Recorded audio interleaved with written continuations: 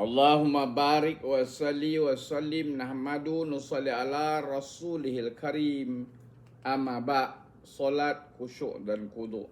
Sayyidina Abu Darda radhiyallahu an meriwayatkan bahawa sesungguhnya Nabi sallallahu alaihi wasallam bersabda, perkara pertama yang diangkat pada umat inilah khusyuk dalam solat, sehingga kamu tidak akan mendapati seorang pun yang khusyuk dalam kalangan mereka.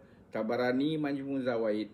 Sayyidina Abu Darda radhiyallahu an meriwayatkan bahawa sesungguhnya Nabi sallallahu alaihi wasallam bersabda, perkara pertama yang diangkat pada umat inilah khusyuk dalam solat, sehingga kamu tidak akan mendapati seorang pun yang khusyuk dalam kalangan mereka. Tabarani Majmu' Zawaid.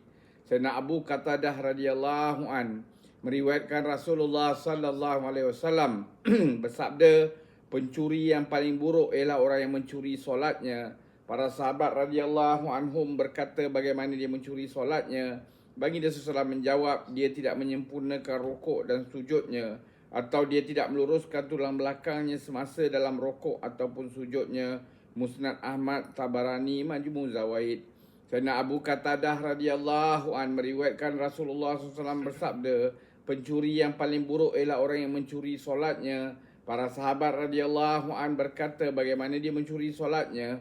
Baginda SAW menjawab, dia tidak menyempurnakan rukuk dan sujudnya, atau dia tidak meluruskan tulang belakangnya semasa dalam rukuk ataupun sujudnya. Musnad Ahmad, Tabarani Majmu' Zawaid. Sayyidina Abu Hurairah radhiyallahu an meriwayatkan bahawa Nabi SAW bersabda, Allah SWT tidak pandang solat seorang yang tidak menegakkan tulang belakangnya semasa dalam keadaan rukuk dan sujud, yakni semasa iktidal. Musnad Ahmad, Fathur Rabbani. Semoga Allah SWT bagi kita taufik untuk kita ambil iktibar, amalkan dan sampaikan.